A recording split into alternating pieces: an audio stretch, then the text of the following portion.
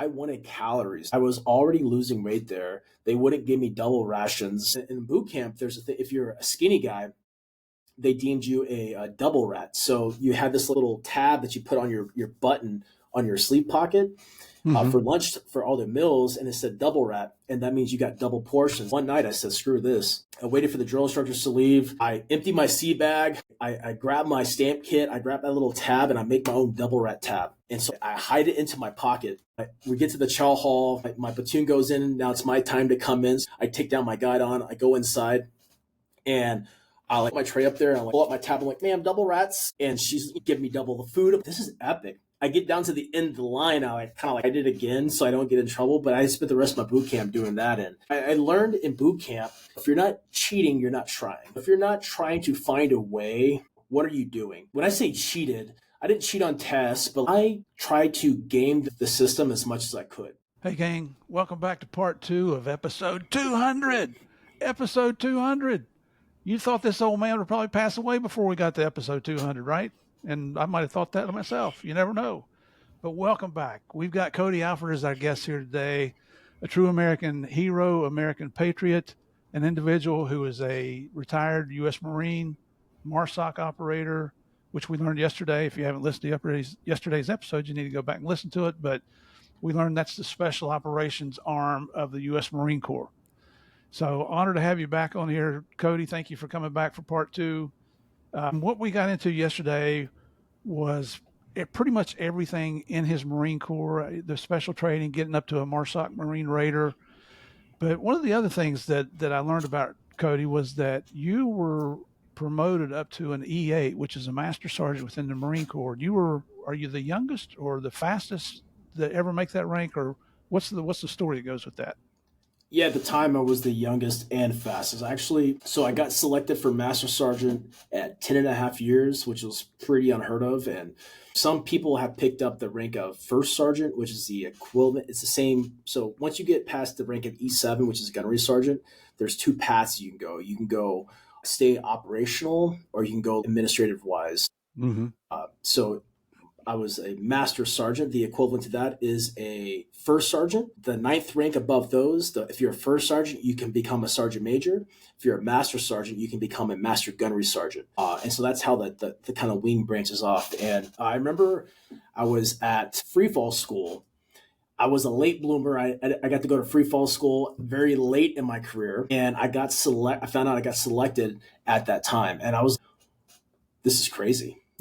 I was a gunnery sergeant for 6.5 years, which was insane. I knew it was just a matter of time before it would happen, but I was so junior. I never met I forget the actual terminology, but you have to be in a certain amount of time in the Marine Corps, or you have to be in by a certain date, like a year in the Marine Corps, and I was never eligible because I was just so young. I got promoted fairly fast my entire career. The only meritorious promotion I ever had was out of boot camp.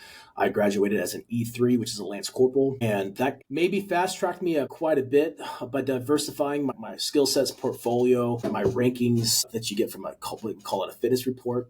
Those were pretty substantially high throughout my career.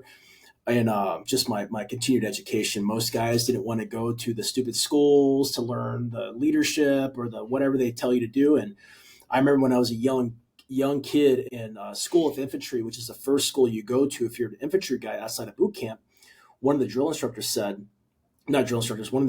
hey, if you want to be successful, we called it MCIs, Marine Combat or Marine Corps Institute, I think it's what it's called. And it was back in the day, it was all these little books like land navigation, patrolling, water, call for fire, all these job occupation skill sets that you could take these tests on. And I maxed out all mine while I was still in the School of Infantry because I'm like, yeah, I want to go out and party because I'm free, but I didn't come here to just do my 4 years. I didn't know that I wanted to do as long as I did. I think at the time, I'm going to be a lifer. Everyone says that until it's kind of sucks or it's hard, or, whatever. But, I wanted to be the best. Why else am I doing these things? I wanted to know that I gave it everything I had. So that's how I kind of started my military career from even boot camp. And so when I got selected for E8, I remember my buddy calling me. He was a master gun. So he was an E9 in my job at MARSOC. He called, listen, dude, I'm stoked for you, but they're coming for you. They're witch hunting you. Don't say anything. Don't mess up. Don't be stupid. Because at this time, I was just getting out of a 2.5-year investigation in Afghanistan for false allegations that were put upon me. And I ended up getting acquitted of all those things.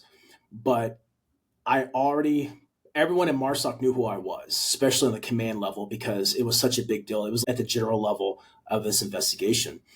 And my name was constantly out there. Who was this guy? And I didn't look the part, minus my neck and my face and my hands. I had all these tattoos, and I was pretty big guy. I did not fit their mold in the first place. I didn't blend in. I was never the gray man, as they say. And so I remember him telling me, don't mess up, bro. And literally for a whole year, I'm just like walking on ice, trying to not ruffle feathers. I'm still doing my job. I'm not going to bend over for people or bow down for injustices and stuff like that. But I'm being a little bit more tact about how I'm doing things. And when I remember getting promoted on, we were doing a free fall jump. And so we're jumping out of an Osprey, those V-22s, those airplanes that can turn into helicopters, which are terrifying to fly in. I hate them so much. The Air Force's V-22s are pretty good and the pilots are really good, but the Marine Corps ones were not my flavor. And I remember we have Velcro on our uniforms, and I had our Alpha uniforms are the green pickle suits, we call them, the green suits. And so I had one of those chevrons, and I put Velcro on the back. And so when I got promoted inside the aircraft, I slapped this big patch on my shoulder, and then we do a 4-way jump out of it, and I land. And then when I landed, it was the sickest feeling ever, because at that point in time, it literally would take an act of Congress to take my rank.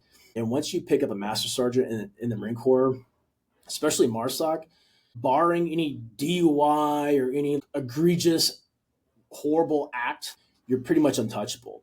And it was a pretty rad feeling. But the crazy thing looking back on it is that I think throughout my military career, I seeked validation. I always my dad was extremely proud of me, but my dad never told me those words, I'm proud of you. He told everyone else. But so I think some of that, I came into the Marine Corps searching for someone to say they're proud of me. Did I sacrifice just like everyone else? And sometimes more than people. And that's all perspective as well. And I remember picking up Master Sergeant, and I was still a turd to some of these people who thought I was a turd because I had these allegations. And even though I was acquitted of it, MARSOC's a very small community, and my allegations involved an officer, which is, I might as well say, some racial slur. I hate these people because they're skin colored. I was like this devil. That could be a career-defining moment there. Yeah, man, it was super immature, and it was super unprofessional. And my name was slandered and smeared throughout my entire organization for literally 2.5 years. And it was pretty difficult. And I remember I'm a team chief, so now I'm on my 3rd team chief rotation. A team chief in MARSOC means you're the senior enlisted guy in charge of a special operations team. And then above you, or aside you, however you look at it, is your team commander, which is your officer. I remember the draft came out for the next company operations chiefs, which is an E8 position, which is like, there's only 16 of those in MARSOC at any given time. And if you have a successful company operations chief deployment, you're literally a mark. You're a made man. You're part of the King's Corps at that point. You're good to go. And I called my friend who told me, hey, don't mess up. I called him, like, why wasn't my name thrown into the hat to be a company operations chief? And they just don't like the way you operate with officers. And I'm like, but everything was BS. It was all lies. He's like, you know the game. They just don't like you. So I was an alternate. And I remember I'm like, okay, well, I didn't make the cut. So now I'm an E8 team chief, and I get this phone call, and it says, you are going to go take over Fox Company at 2nd Marine Raider Battalion. And I'm like, are you kidding me? He's like, no, you're on the alternate list. He's the guy who was placed as a primary, put in his retirement packet as soon as he checked in, and your name's on the list. So by default, I got the position that MARSOC did not want me to have. And it pissed off everybody. It pissed off all these officers and all these senior leaders that did not like me. And granted, I had a bunch that did like me, but it pissed off so many people. And it was such a great feeling to have an opportunity. But I checked into that unit, and I have a massive stack of awards. I have every device that you can have. And I'm still being talked to like I'm a turd. And if you pull that crap here, you're done. I was acquitted of all this stuff. Why are you talking to me like I'm an idiot? Yes, I'm young. Yes, I talk differently than you. I have more experience than half the people here. And I don't treat anyone like crap. I take care of all the people that I work with. And I have a proven track record of success, not just by Cody, but the people that I get to support. Mm-hmm. And I constantly had that stigma of, you got to watch out for this one.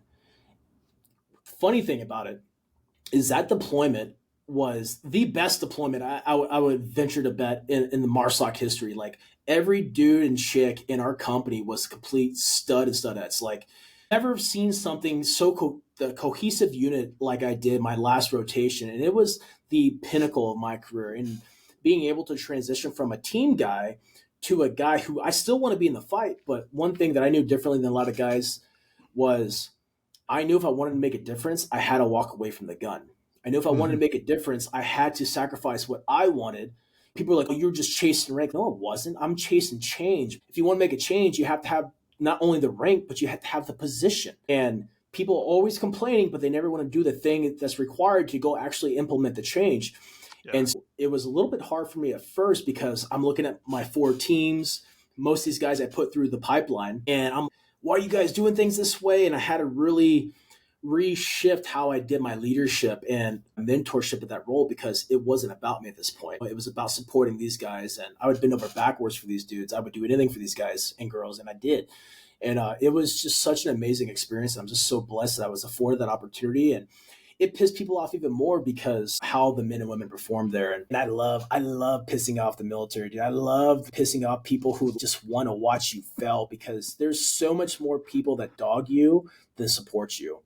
And I'm not oblivious. I had a bunch of people that supported me in the military, because I was very, very fortunate in my military career. I should have got in trouble a lot of times when I didn't, because I had senior officers and senior enlisted guys vouch for me and look out for me. So I'm not oblivious to that, but that was a small handful, and that's all the handful I needed.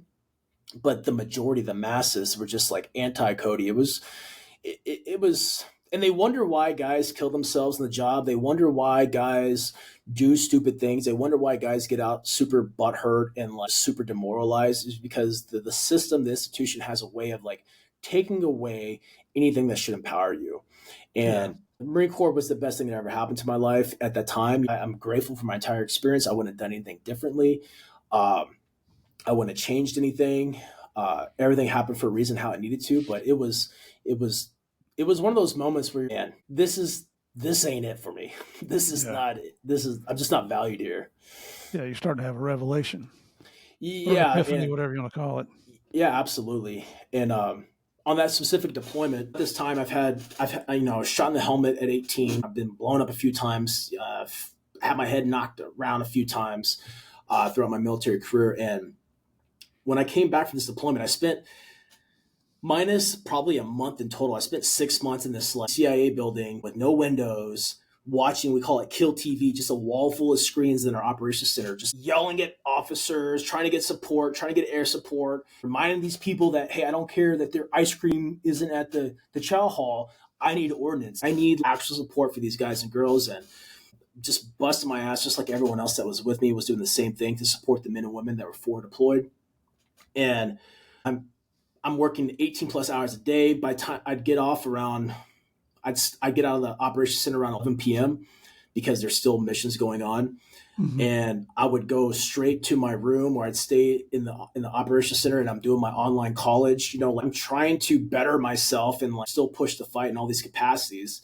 A lot of it was because they thought I was stupid, and I'm not a stupid person. So I'm going to show all these people who I really am. So I just, 18, 19-hour days for 6 months straight, that'll take a toll on you. And when you come back from deployment, you do a thing called home location decompression. So it's pretty stupid, but it's they're checking the box to make sure, hey, if that guy killed himself, we try to help him. That's kind of like what it is. Mm-hmm. And we come back, and you have to talk to the chaplain, the physical therapist, your pay people to make sure everything's paid right, organized right, and you talk to a psychiatrist. And so I get down to the psych, and he's like, so, Cody, tell me about your deployment. It was stupid. I had to deal with so many idiot leaders. Unbelievable that these people were in charge of other people's lives. Unbelievable the things that these people said out of their mouth. Unbelievable about their level of focus and attention to the things that's enabled and supported them, and not the men and women which we were empowered and entrusted to support. It was absolutely mind-boggling. And I'm just kind of like going off the rail in this guy. And it was a shared mutual feeling throughout my entire company, especially my company leadership, because we had another level of leadership above us that was just absolutely just kind of insane. He's like, so tell me more. I'm like, bro, I ain't telling you nothing. I've told this story 20 times and nothing's ever happened. I'm like, listen, I'll tell you whatever you want to know, but I want Adderall and I want my sleep fixed because I wasn't sleeping. I could sleep 24 hours, but I'd still wake up dead. I couldn't focus on anything. Like my brain was just done. And this site did everything I asked for him, man. And his name's Kevin, and the dude was a godsend. And for the first time ever in my Marine Corps career, I was probably 13 years in at this time. Someone did something for me in the help department that I actually needed. And so I ended up going to our brain clinic. It's called Intrepid Spirit in the Marine Corps. It's not really the brain clinic, but they do a lot of brain stuff there too. And my second week there, the neurosurgeon comes down to me, hey, what if I told you couldn't be a Marine anymore? What'd you say? Now, in my head, mind you, I told myself the only way I'm getting out of this job is if I retire or I get medically discharged. That's the only way I'm getting out. And I was terrified what came out of this guy's mouth. He's like, yeah, dude, you have enough stuff to get out of the Marine Corps. Like, you're kind of done. And so that was a big challenge for me mentally and emotionally to kind of like ask. I'm at the peak of my career. I'm not even at the peak, really. I had at the time 13 years. So even if I was to do 20 years, I had 7 years left in the Marine Corps. That's a long time. I'm going to pick up the last rank. I'm in my whole vision ever since I was in MARSOC was I wanted to be the guy in charge of MARSOC. And I had the legs, as you may say, to like actually go accomplish that within my first 20 years, which is not common whatsoever.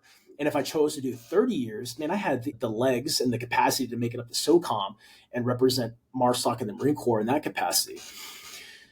And that's when my whole life started to unravel. So I started to continue to get the mental health that I needed, the brain health that I needed, the physical therapy that I needed. And just, it's like pulling a thread on your shirt.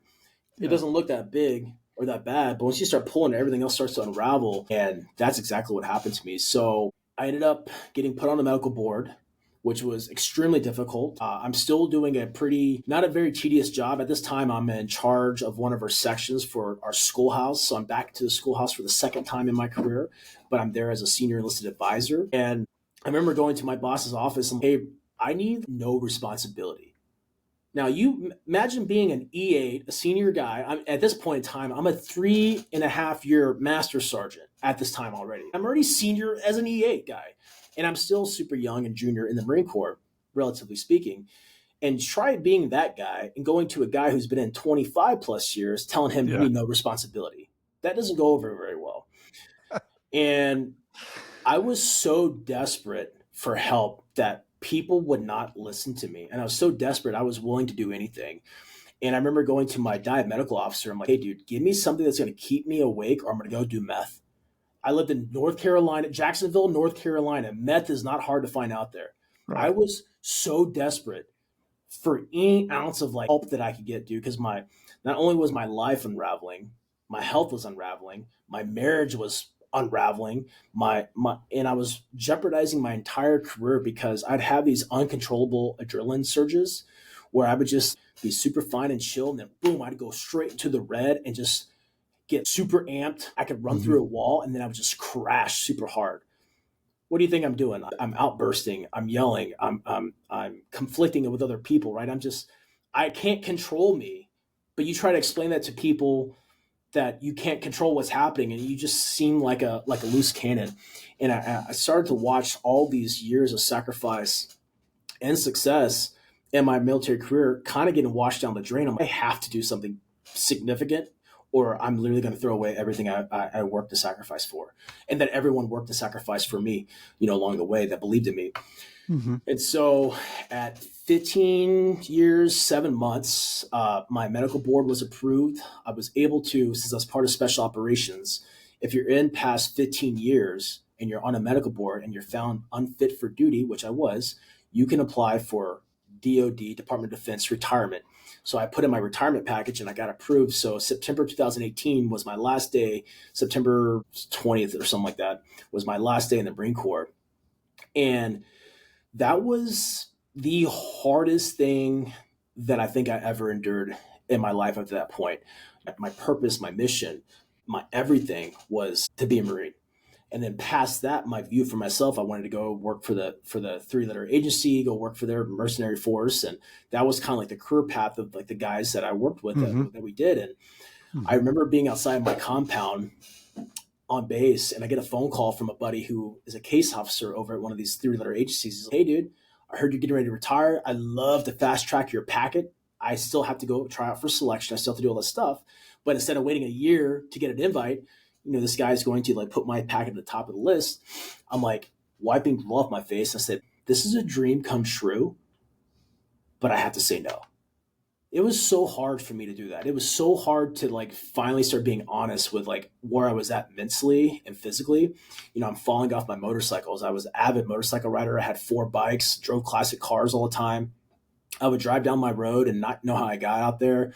I would be riding down the road on my bike, and I'd fall over at a gas station stationary. I'd get off my bike without putting the kickstand down.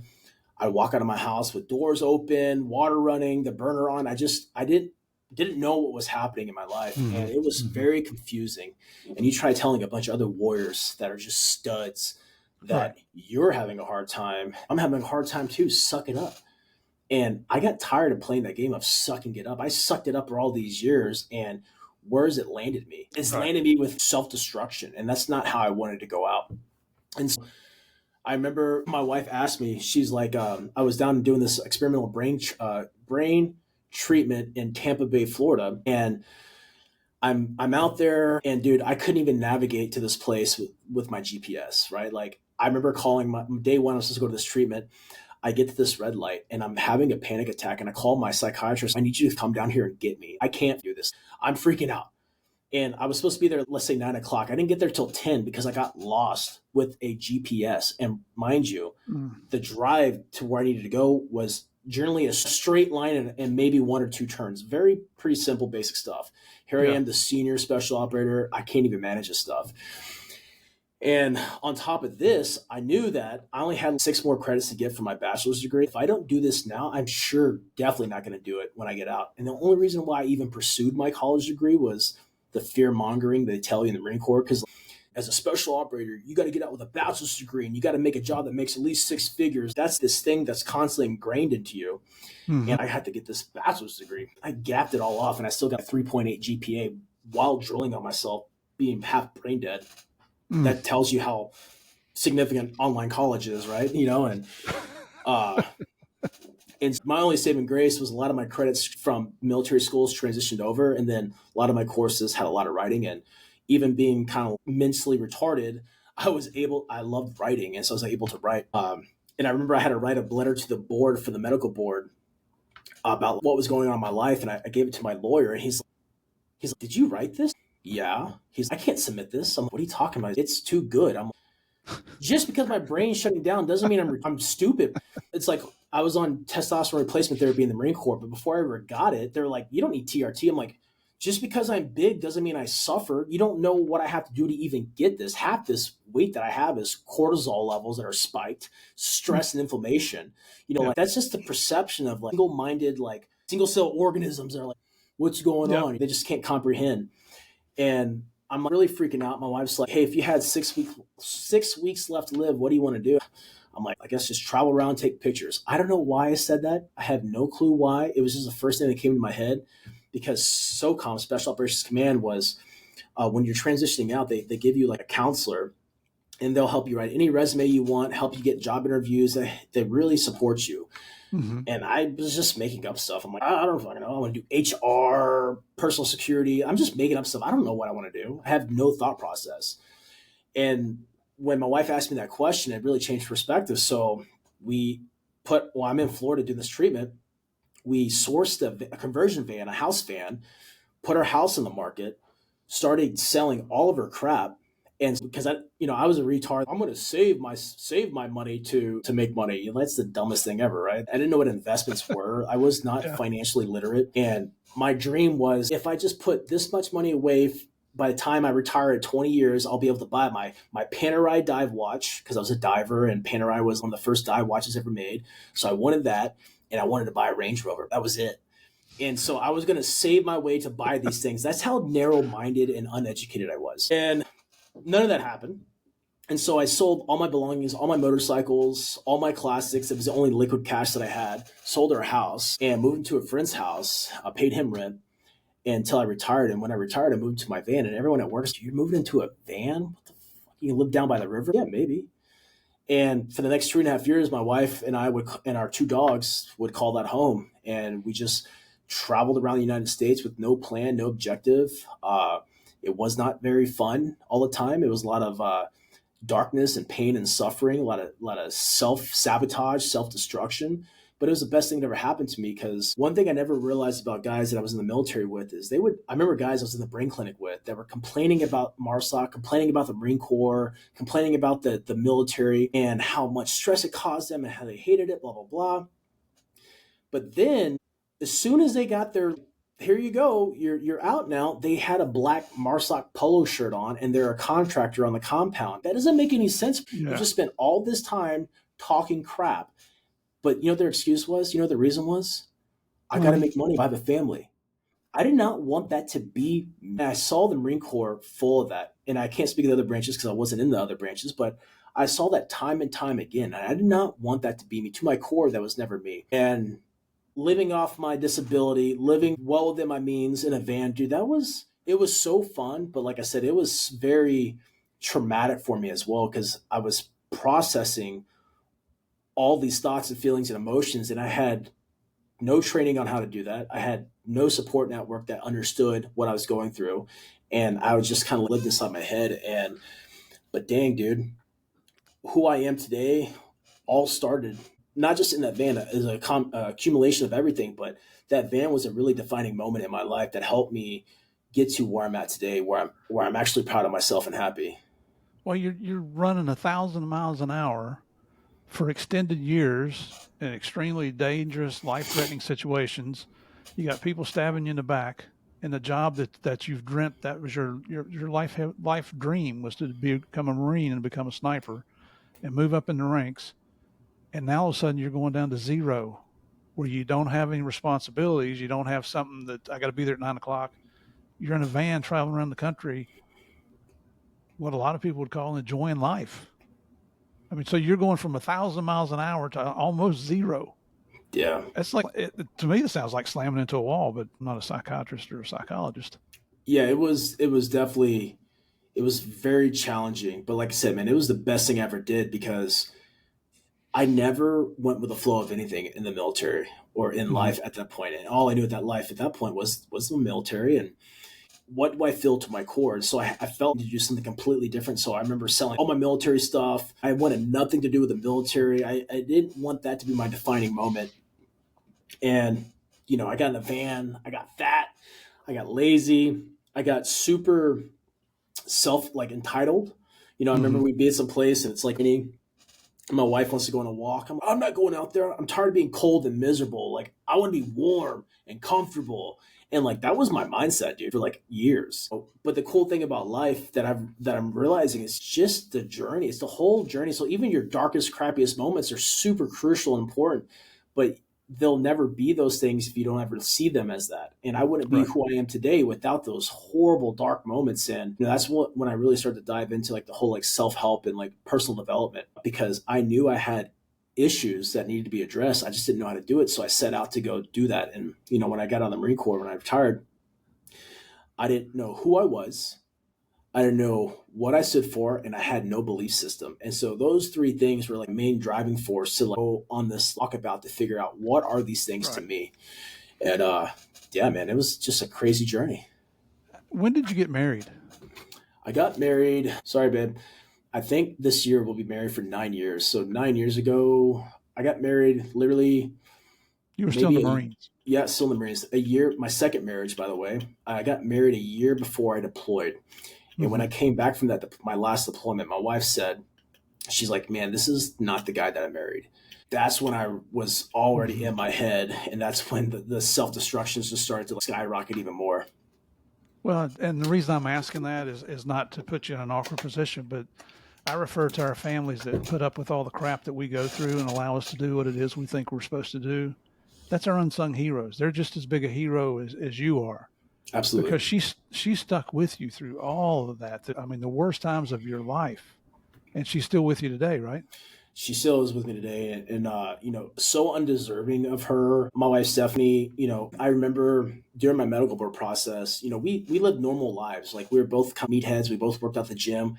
We ate relatively healthy, but we still ate Taco Bell and did normal, drink energy drinks, did normal people things. You're saying that like it's a bad thing. Taco Bell. Yeah, Taco. It's 70% sand. You should research it. It's crazy. I'm taking at this time. I'm on 3 different uppers. I'm on Dexedrine, Adderall, and Provigil. Provigil is what they give you to stay up for 3 days. Adderall is the common thing, but only 30% of Adderall goes to your brain for stimulation. Dexedrine was banned. Pilots were abusing it back in the 70s and 80s because 70% of that stimulant goes to your brain, and it's a molecule away from meth. And I'm on all 3 of these things just to function. And I'm sitting on my buddy's couch after we sold our house. I'm drilling on myself. My wife looks over at me with the scene that she's seen just too much. And she picks up these pill bottles and she starts to research those names that you can't even pronounce. Yep. And she's like, oh my God, you're literally killing yourself. And no, I'm not. So I quit cold turkey that day. And, because of my wife, she never researched things before to this capacity. And then she started to research, okay, because she knew I was heavily injected with everything the military gives you. I was heavily influenced by toxins and contaminants from the environments I was exposed to. I had hormonal issues. I was already on testosterone replacement therapy at the time, but I had extreme levels of cortisol. My hair was falling out. I'm constantly grinding my teeth. I cracked my teeth because just of grinding. I eat through a mouthpiece every 3 days. And so my butt's constantly tense. My body does not know what to do. It does not know how to self-regulate.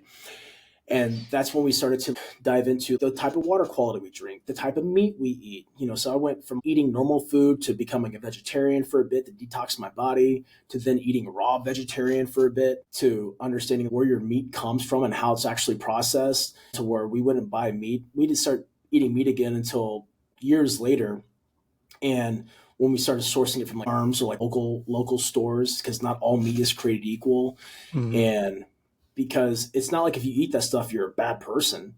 But when you already have all these detrimental medical issues happening to you, adding things on top doesn't help you out. You can't get to the root until you start taking away all the crap on the surface. And so that's what we started to do. And I wouldn't have done any of that stuff without my wife. I wouldn't have known anything without her. So my health and my livelihood and my functionality that I have today is solely because of my wife, Stephanie, and what she endured and what she did for our future, which is super sick. Yeah. I remember meeting her in Beaufort, South Carolina last year, I guess it was. And she's got the cutest dimples, man. I'm not hitting on your wife. But she's got the cutest dimples of anybody I think I've ever seen. Yeah. She's a rock star. Nice. You guys mentioned, some of the research I did on you. I read where you met somebody who became a mentor to you during this nomad phase. And is that somebody that you can talk about, and what is it they did for you? I had a few mentors that I found along the way, and some people who weren't necessarily my personal ones. I took their mentorship and guidance to me. You ever heard of the name Sean Whalen from Lions Not Sheep? No. You ever heard of the company Lions Not Sheep? Yeah, I have heard of that. So the guy that owns it is Sean Whalen, and if you research Sean Whalen, there's a bunch of people like to talk shit, right? He drives a Lambo and smokes cigars, so obviously people want to hate. And taking all those things aside, I remember one time I had an opportunity to go to a military entrepreneur mastermind that was hosted at his place, and that guy changed my life. He straight up called me out and got me down to my core. And basically what I mean by that is, we're talking about business and what our struggles are. And at this time, I already have my company, We Defy the Norm, my apparel brand for the bold, my message to build a life that you want, to step into your full potential, right? And oh, I have this idea for this and this idea for this. And he's like, you don't know what you want to do. I'm like, yeah, I do. I want to do this. He's like, you don't know what you want to do. I'm like, yeah, I want to do this. He's like, you don't know what you want to do. You're right. I don't. Like I never had anyone in my life literally call me out like that. No one straight up slapped me in the face and said, you don't have a freaking clue what you want to do. I'm like, you're right. I don't. And it brought me back to this level of honesty again. And I don't know what I want to do. And from that moment on, I told him that I wanted to start coaching. I didn't feel I ever hid behind the internet, but I didn't want to just be on the screen anymore. I wanted to be in public. I wanted to speak. I wanted to impact lives and not just do it from my phone. And what happened changed my life from that moment. He challenged me to host my first online course, like my Facebook live event. And that whole opportunity, dude, has set me on a completely different trajectory. So people talk, man, oh, you don't see what he did. I'm like, dude, oh my God, bro. I'm glad everyone else is a complete water walker and is so perfect. And the thing is, what people don't understand about me, I get talked to all the time. I'll post pictures with Sean and they're like, is that really the crowd of people you want to hang out with? I'm like, dude, I don't judge people like you, bro. Who am I to judge anybody? And all these people want to tell you who you should hang out with, how people are turds and how they're bad people. I'm like, if we all live that life that way, what is good? What's the purpose of anything then if we're just all pieces of crap? And I never understood that. So even when I work with clients today, you can tell me anything. I don't care. Ain't nothing you're going to say is going to shock me.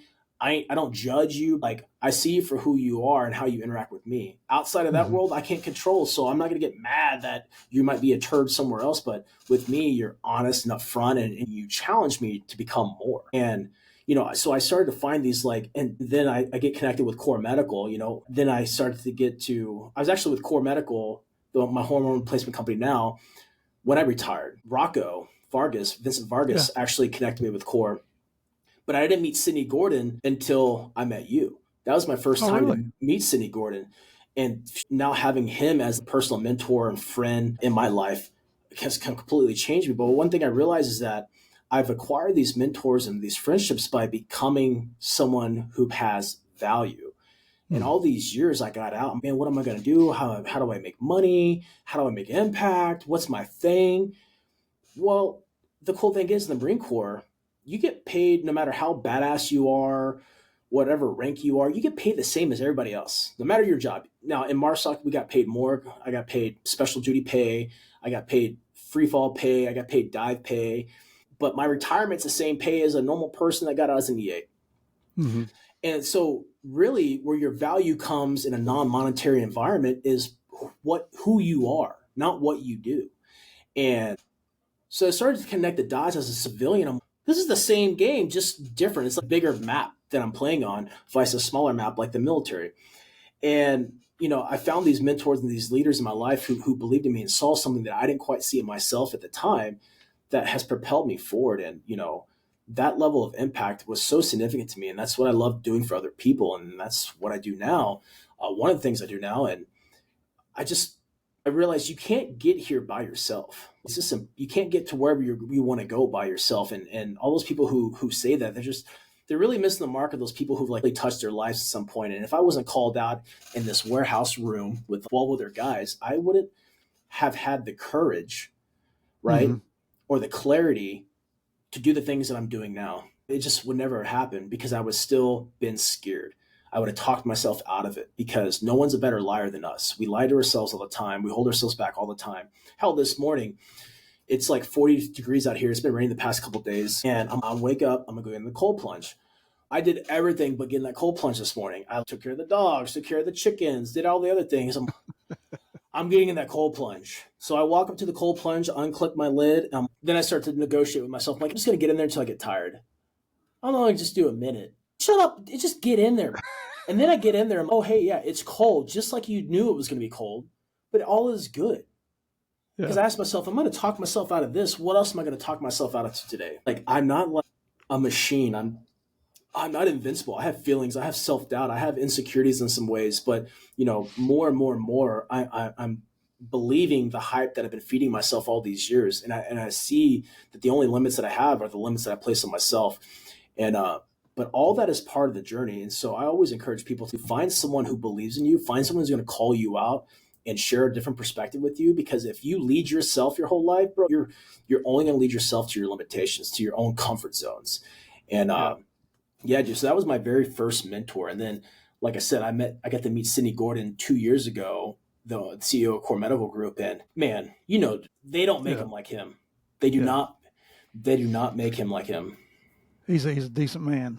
He is He's one of my he favorite comes across humans. a little gruff sometimes, but he's a very decent man. I love him for everything. Yeah. He and Mel Chancey came here to Orlando last year to speak to a prison ministry fundraiser. Oh wow. And I love Mel. And ladies and gentlemen, if you don't know who Mel Chancey is, he's the former president of the Hells Angels Outlaw Motorcycle Club in Chicago. And never in my life did I dream that my wife and I would invite an outlaw motorcycle president to come and stay in our house. Because him and Little Mel, I thought they were going to come to town if they stay here instead of paying for a hotel. But little did I know Mel or Sid was coming. So I go over there and there's Sid. You got to love the guy because I come up and I kind of surprise him and he gives me a big hug and I said, "What are you doing?" He said, "Well, I'm getting us some raffle tickets." And they're going back and forth. They can't figure things out. And finally, he says, "Just give me the whole roll. I will pay for the whole roll." And we did. And then he goes around giving free raffle tickets to everybody. I Dude, mean, he's a stand-up guy. We had a death in our family when my sons passed away in February this year, and that's why I didn't get to see in Buford at Sid's thing this year. But Sid calls every once in a while, just, "Hey man, just checking up on you, see how you doing." Not a lot of other people doing that. Mel Chancey does it. those guys are Mel and Sid have impacted my life in so many ways. Like people are like, why are you with Core Medical? Because they're my family. I'll be with Core Medical till they fire me or I'm dead. There is no other option for me. I mean, I could do a whole fucking week long podcast on how City Gordon has impacted and changed my life and my family's life and those around me. But Yeah, yeah, generous man. good people. Yeah, it's Good people. amazing. So now you've gone into business for yourself, and so I started researching it. And one of the two things I was aware of, but man, I came across a whole bunch of stuff you're doing. I think Defy the Norm. That's one of your companies. Now, is that primarily a merchandise company? It is. Okay, and it's got some cool stuff on there. People, it's Defy DEFY, just like his hat says. The Norm NORM.com. Go over and check the stuff out. If you don't like it, you don't like it, but at least go check it out and see. You might find some stuff in there that might be a little motivational for you, that might meet the same mindset that you already have. But then I looked and I found CodyAlfred.com. You got a bunch of stuff going on there. Holy cow. Tell us what all you've got going there. And I've got them written down, so if you forget one, I'll remind you. Yeah, that's been the journey. For the past 4 years, I had an online coaching group where I help people basically transform their life. I realize that people don't have other people that push them and challenge them. And most people feel like what they're going through is the only thing that they're experiencing themselves. And that's just simply not true. Once you can find people who you can not only relate with, but that can push you and hold you accountable to a different level that you're used to, you grow and expand. I also have launched a youth development program. It's an 8-week program for young men 11 to 17. And to help them, one thing I realized, man, that some of these kids are just so lost. Some of these parents are lost. And parents aren't really teaching their kids anymore these days. Not necessarily because the parents suck, but they're spending how many hours in the school, then they're hanging out with kids that maybe are neglected themselves, and they're getting in all sorts of things. And the power of social media is influencing these young men and women just to do some really absurd things in life. And so my whole youth program is designed to help them find a focus, find clarity, and build a map towards that goal and objective, emotional intelligence, and just be real and upfront with these people. And most people I realize they're just not very clear and articulate, or they lack emotional intelligence, they lack authenticity and vulnerability. And I know how it impacted me to not have an emotional intelligent father in my life. And my dad was the man, dude. I love my dad. My dad loved the shit out of me. But I know that there was times when I was a young man, I went to my dad with problems. He just did not know how to handle them. He did not know how to communicate with me. And when you feel unseen and unheard, you become a Marine Corps Scout sniper. You You go get a to cool shirt. yeah, you go do these like crazy things in life because for me, for the longest time, man, I just seek validation, and as an adult, I seek validation. I seek validation in women. I seek validation in just like wanting to fit in. Like even though I never felt like I belonged, I just want to be part of something because I was so lost because I was too scared to fully bet on myself. And what else do I do? I work with clients and predominantly high value men that are making the money. They're making the impact. They got the families, they got the cars, they got the house, they got everything they want. But at the end of the day, they realize that they don't have themselves. They don't have any peace in their life. They're just suffering in silence. And so I help those men. I help them not only transition their mindset, but I help them build a foundation that would stand the test of time so they become the leaders that they know they're actually here to be. Because if you have a money problem in your business, it's a people problem. If you have a problem in your relationship, it's a you problem. And once you can get back to realizing it's a you thing, then now we can actually start working and building a foundation. So I've been mentoring and coaching men for the past 5 years with that. I also host an event a few times a year called Operation Lighthouse, where it's a high value man's transformation experience. And we go over the three pillars that I've given myself: optimization, protection, and leadership. And each one of those components have subcategories that we cover throughout this course. And no one's yelling at you. No one's calling you a piece of crap. It's a journey that men can grow and bond together with other men in different calibers of life, different back experiences of life. And whatever you're looking for, you're going to find it. Sidney Gordon, tycoon in the industry, he came to my last event, and that guy still has not shut up about it, and for a high value caliber person like him, not because any income he makes, but the high caliber quality of human being that he is, for him to leave with so much amplifying just drive and focus in his life and go back and apply that in his already thriving business with a team that is like people like Core Medical. They are the special operations of almost any business, but specifically in the hormone replacement and rejuvenation business. And for him to take away that level of value and implement stuff is just, man, those are exactly the type of people I'm looking for. Because where do those men go? Who's helping those men on their journey? And at that level of people, there's two forms of leadership. There's the leader and there's the martyr. And most men, we fall into the martyr category. We do for everyone else, but we don't do for ourselves. And therefore, when we hit that burnout phase, we end up getting lost. We lose that fire. We lose that flame. And that's where things start getting super south, right? Yeah. And the leader finds it upon themselves to realize this whole mindset of I eat last. That's what do they tell you in the airplane? When the oxygen mask comes down, put yours on first, then help other people. But the martyr doesn't do that. The martyr tries to save the entire aircraft, and they end up dying on the journey.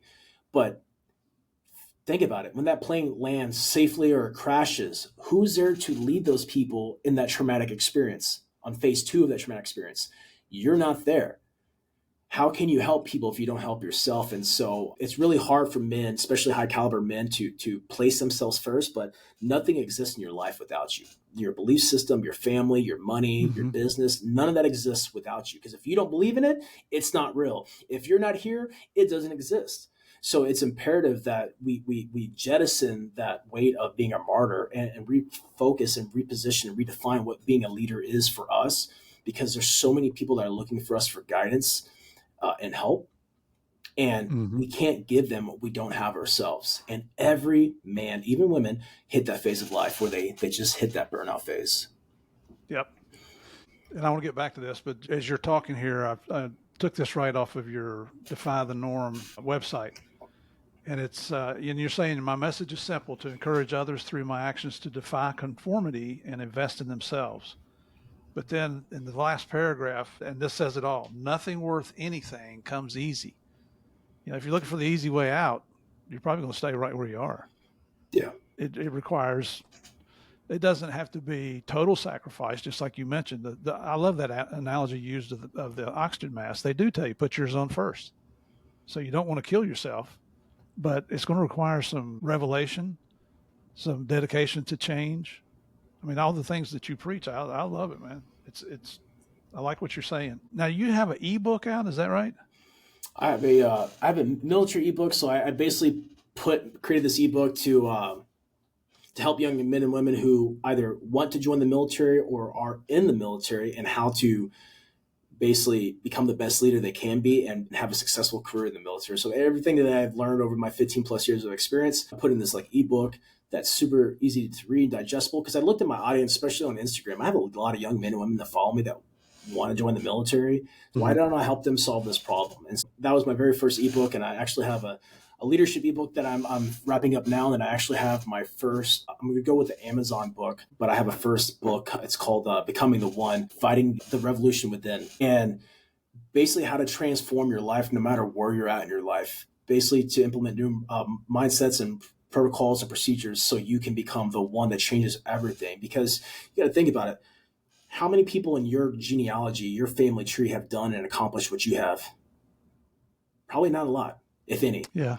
Right? A lot. And you are the one, everything that you're doing, you are the one that's changing your entire bloodline. And the same thing for me. And I'm not in competition with you. I'm just in competition with myself, because if I fail myself, I fail everyone who sacrificed and went through egregious acts of just life to get me to where I'm at today, for me to even be produced into this life. And so I truly believe that we're here for such a bigger purpose. But if we never see it that way, then we'll just live a life that's what we're told to live. The job, the college, the white picket fence, the bills, the tax, the death. That doesn't sound like I don't have a mega CPU in here and a soul inside this vessel to live such a basic average life. A life where there was a time where money never existed. Life where there was no peer pressure of trying to fit into the crowd, right? It was all survival of the fittest. Society has really warped the minds and souls of humans, and that's not how I'm going to go out in this lifetime. So my whole mission is to help do exactly what my mission statement is for Defy the Norm, encourage others through my own actions to defy conformity and invest in themselves. And because it's not easy, and it's so lonely at times, it's so scary at times. But like you just said in my last sentence, nothing worth anything comes easy. There's a hell of a lot of naysayers out there. Always, bro. I just love them watching and talking crap. It's the best thing ever. Let's see. What is the vault? So that was something I was going to launch. So I was getting ready to start a tactical training company. Then I realized, man, do I really want to do that the rest of my life? The answer is no, I don't. I love training. I'm just going to put all this stuff on YouTube and call it good, because I love shooting. I love pro shooting. But it was I turned 40 in a week and a half. And, I remember talking to Sidney Gordon beginning of this year. Said, I don't know what I'm doing. You need to focus on 1 to 2 things. I can't do that. And that's your problem. I'm like, oh my God. So I got that dad talk from dad. And I started getting rid of things in my life that caused me any ounce of stress. Even if it was making me money, I got rid of it. And it's definitely been financially straining over the months, but I've had more clarity and fulfillment in my life the past 90 days. And it's been unreal. I have never been so proud of myself, and it's not made it. It's not, I just pissed excellence. No, dude, I'm just grateful for everything that the day brings. And I try to treat the day like it's the only thing that exists, because it is. Excellent. Yeah, man. So I've had all these ideas. I'm like, you know what? I could do that, but is that really what I feel called to do? But what I feel called to do, it seems so hard and impossible. Well, good. Go do that thing. And that's what I'm doing now. And I'm just really focusing in on the high level value of mentorship and coaching I can provide other men, and just serving, whatever that looks like. I'm finally going with the flow in life and not trying to do what I normally do. Is if an idea pops in my head, I try to build it all out, put a big box around it, even a massive box. But that massive box is no comparison to what God has in store for me to actually be a vessel of servitude. And I've been just going to do things. For instance, next month, I'm going to Virginia. I'm learning how to train dogs. What? I don't know why, but I feel called to go that direction, and I'm just doing it. And I can't tell other people to bet on themselves and to defy conformity and invest in themselves if I don't do the same thing. And nothing I've done has been easy. And all the things I have done that's been easy, I've never felt it was me. I felt I was trying to live someone else's life. And I don't want that. I don't want to do that. It makes me feel disgusting inside. Oh, great. I'll just keep on walking into the unknown where it's completely uncomfortable and I have no clarity on really what it is, but I'm just going. Oh, it's like starting a podcast. Oh, yeah. I trust in God to open doors for me, and I made a deal. You open the door, I'll step in and see what's on the other side. If I'm doing the wrong thing, then just show me back out the door, but show me what the next door is. Don't let me be disappointed, because I like to stay busy. I'm a workaholic. I know that. And he does. And let me tell you, running a podcast is a lot of work, as you know. And you've got a podcast yourself, right?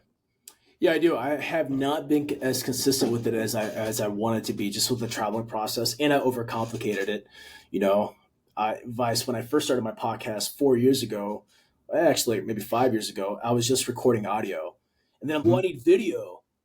Well, yeah, video definitely helps. It helps me put it on other platforms. But I just started making it so complicated. And I'm in this phase now where I'm day 2 for making a daily YouTube video, just talking into my phone. I don't have to worry about stupid stuff. I'm just sharing what I want to share. Who cares? I don't care. I don't care what anyone thinks. It's all made up anyways, right? This whole life is a reality of made up stuff. So might as well just do what I want to do, say what I want to say, and stop caring about how it's perceived by the outside world, because that's not what's guiding me. And it's taken me a long time to come to that realization. Now I'm just in like the action and execution, the true belief, not just the idea of the belief of it. Excellent.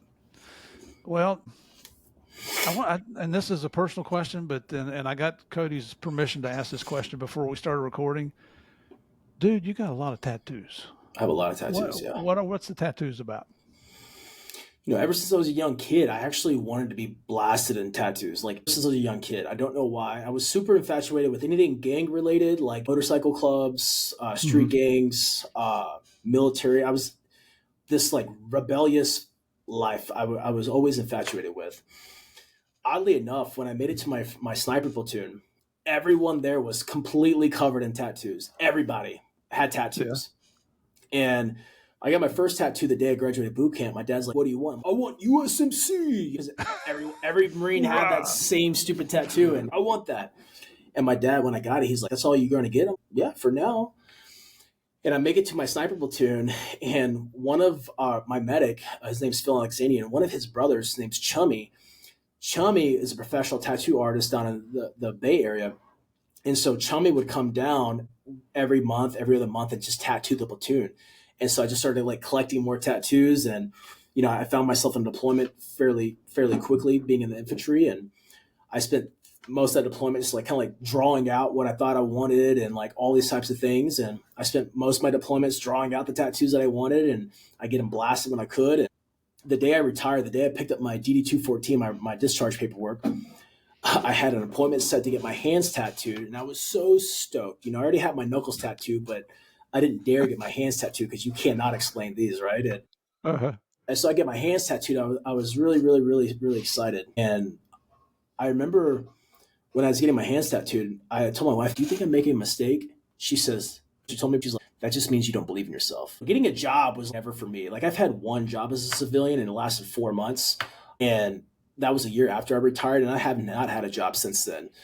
And during COVID, I got my neck tattooed, my neck and my face tattooed. And I was kind of scared too, because you're really committing to this thing. And oddly enough, the one job I had all my tattoos, to include my face tattoo. And I worked in this startup cannabis company in LA.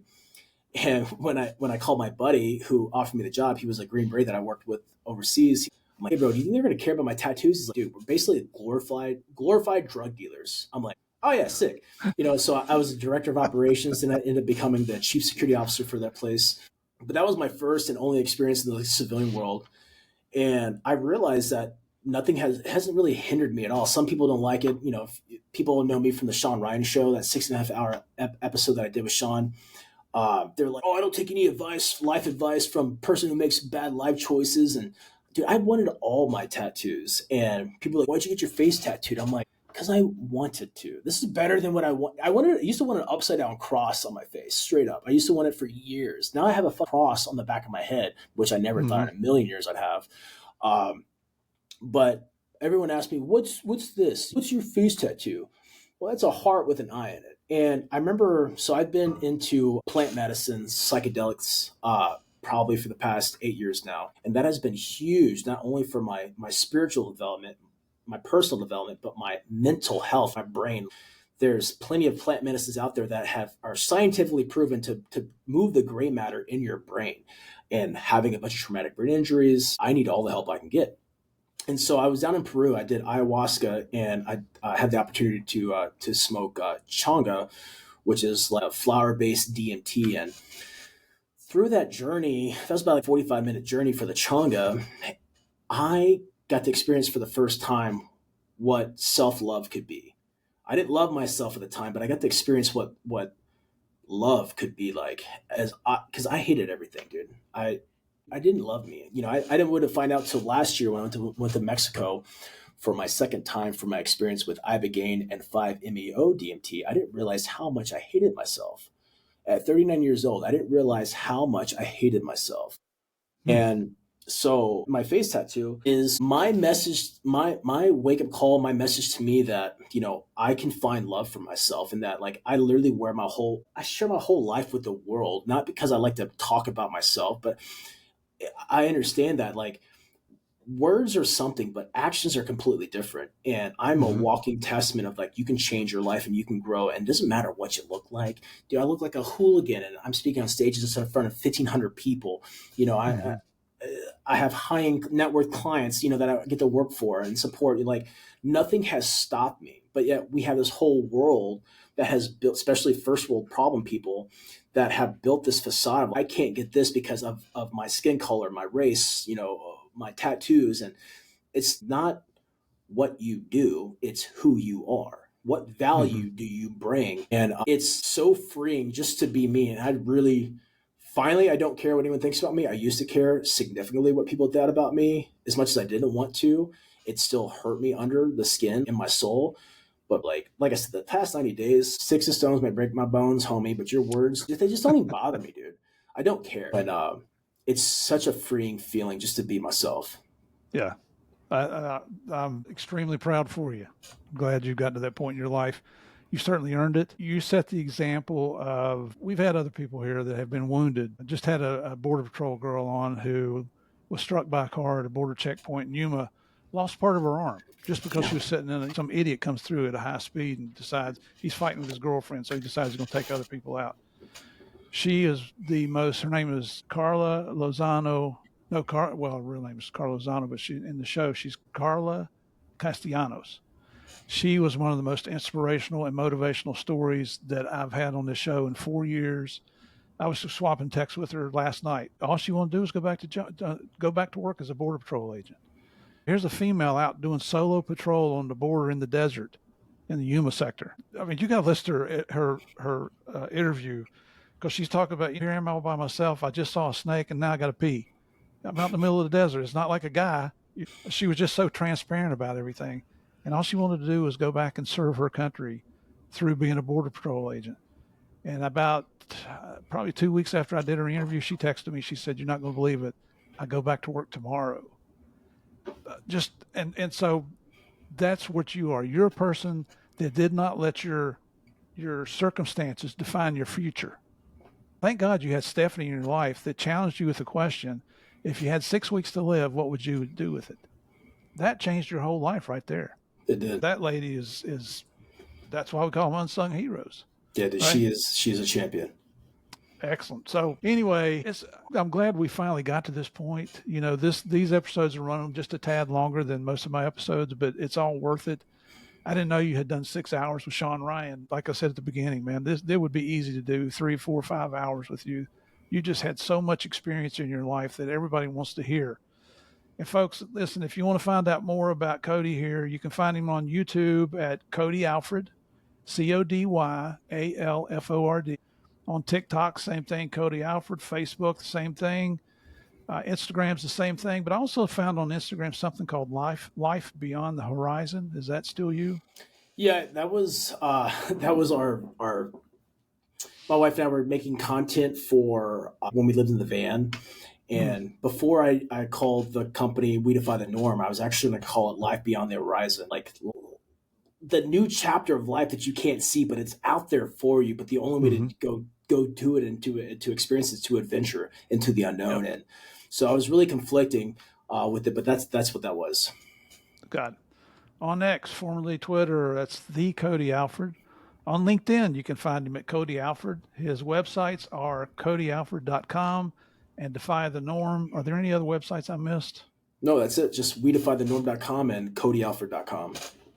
Check him out. You do corporate events, right? I do, yeah. And I'll be the first to tell you, I've seen this guy speak in front of an audience. And I told you what my reaction was. I wanted to go grab an American flag and let's go defend this country. So if you're in the corporate speakers and you're looking for a speaker, and especially somebody that will motivate your personnel and inspire them, Personal testament from Steve Murphy for what it's worth. I highly recommend that you contact Cody and bring him in. Look, check out some of his videos, man. It's life changing. So, brother, any last words of wisdom you want to impart to everybody before we go? First off, I just want to say thank you for having me on. I appreciate you. Man, if I could say one thing, it'd just be the unknown is where growth is at. We want the roadmap, but the roadmap is you are the frontiersman and woman. Like you have to go map it out yourself. The only way to figure out what's over that hill is to go yourself. If you rely on other people, you have basing your whole life off their fears, insecurities, and their doubts and their unknowns. And so the only way to do it is, when I say FAFO, right? People say fuck around and find out. Yeah, you should FAFO. The only way to know is to do it. I do the same thing and I apply the same thing in my life. Everything I'm doing now, I don't know how to do. I just know that I'm one, too stupid to quit. Two, I believe in a higher calling that pushes me towards the unknown, and the unknown is not for the faint of heart. It is only for the bold, and that's what my brain represents. That's what I represent. Not about perfection. This is not about being perfect. It's about being progressive towards progress. I don't know what perfect is. I'm not a perfect person, but I am progressive towards progress because I know there's a higher calling. There's a higher calling for my life. There's a higher calling for my existence, and the only way to not only experience it but to give others what that servitude is actually for is if I walk into the darkness, walk into the unknown, and that's my message to the world. And would it be fair to say that we're all different? So your journey probably is not going to be the same as mine or anybody else's. And that's the beauty of it. It's not about me comparing myself to you or you to me. It's you are here for a reason, and your life's purpose is to figure out and discover what that mystery is. And you will never do that by comparing yourself to the outside world, to other people. When I'm in competition with shooting at an event, at a speaking event, I ain't worried about anyone else. I'm just worried about my focus on what I'm here to do today, and that's all that matters. I don't care the way the world try to impact and change everybody. I just care about one soul, because one person can change everything. Waves begin from ripples, and anyone listening to this right now could be that one ripple that changes everything in the world, everything in society, everything humanity, and you'll never know if you don't give yourself that permission to go do that. Do it. Find out more about Cody Alfred at all the social media sites I've already given you. I mean, the simplest one to remember is codyalfred.com. And all my stuff's linked to that. Everything's right there. So, Cody, brother, it has been a true honor. Thank you so much for putting up with my repeated emails. And sometimes I feel like I'm aggravating people, but I don't mean to. No. And I think most people feel sorry for me because I'm old, and they're like, "Hey, throw the old guy a bone here." But truly was an honor to have you on here. You're a true American hero. I don't care what you say or anybody else. You served your country well, and you lived up to the code of being a man, in my opinion. So thank you so much for coming on the show, being transparent, telling us about the stories. Some of these stories we talk about are not easy to talk about, but you did a fine job, brother. So thank you very much. And for all our listeners, guys, thank y'all so much for coming back every week. Thank you for joining us for the 200th episode of Game of Crimes with Murph in the Morning. I'm so proud to say that. And I know I couldn't have done any of it without you and your loyal support. So thank you for coming back. I say every week, I know why you come back here. It's because you enjoy playing the biggest, the baddest, the most dangerous game of all, and that's the Game of Crimes. God bless you all. See you next week.